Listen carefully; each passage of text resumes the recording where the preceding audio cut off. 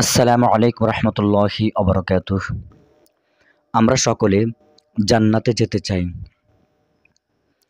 এই জন্য আমরা আল্লাহর হুকুম হাকাম এবং রাসূল করিম সাল্লাল্লাহু আলাইহি সাল্লামের সুন্নত তরিকায় আমাদের জীবনটাকে পরিচালনা করার জন্য আমরা চেষ্টা করে থাকি। কিন্তু শয়তানের ধোঁকায় পড়ে আমরা অনেক সময় আল্লাহর হুকুম ঠিকমতো মেনে চলতে পারি না এবং রাসূল করিম সাল্লাল্লাহু আলাইহি সাল্লামের সুন্নত তরিকাও আমাদের জীবনটাকে পরিচালনা করতে পারি না। আল্লাহ রাব্বুল আলামিন আমাদেরকে জাহান্নাম থেকে রক্ষা করার জন্য এবং জান্নাতে যাতে করে আমরা সহজভাবে যেতে পারি সেজন্য আমাদেরকে কোরআন এবং রাসূল করিম সাল্লাল্লাহু আলাইহি সাল্লাম হাদিসের মধ্যে আমাদেরকে কিছু দিক নির্দেশনা দিয়েছেন। যদি আমরা সেই দিক নির্দেশনায় মেনে চলি তাহলে ইনশাআল্লাহ মৃত্যুর পর কবরে আমরা শান্তি পাব এবং কিয়ামতের ময়দানে আল্লাহ রাব্বুল আলামিন আমাদেরকে চিরস্থায়ী জান্নাত দান করবেন। আমলটি হলো ছোট্ট একটি দোয়া। এই দোয়াটি যদি আপনি প্রত্যেক নামাজের পরে পড়েন ইনশাআল্লাহুল আজিজ আল্লাহর রহমতে আপনি মৃত্যুর পর জান্নাতে যেতে পারবেন। সে দোয়াটি হলো আল্লাহুম্মা ইন্নী আসআলুকাল জান্নাতা ওয়া আউযু বিকা মিনান নার।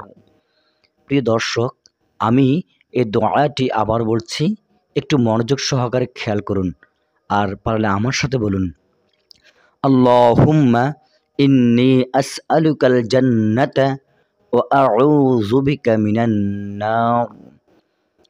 এই দোয়াটি প্রত্যেক নামাজের পর আপনার যতবার মন চায়, যতবার ইচ্ছে হয় আপনি ততবার পড়তে পারবেন। 5 বার, 7 বার, 3 বার অথবা তার চেয়েও বেশি অথবা তার চেয়ে কম আপনি পড়তে পারেন। এরপর আরেকটি আমল আপনাদেরকে বলি, আয়াতুল কুরসি আমরা সকলে কম বেশি জানি। যদি আপনি আয়াতুল কুরসি পারেন তো আলহামদুলিল্লাহ, যদি না পারেন তাহলে শিখে নেবেন।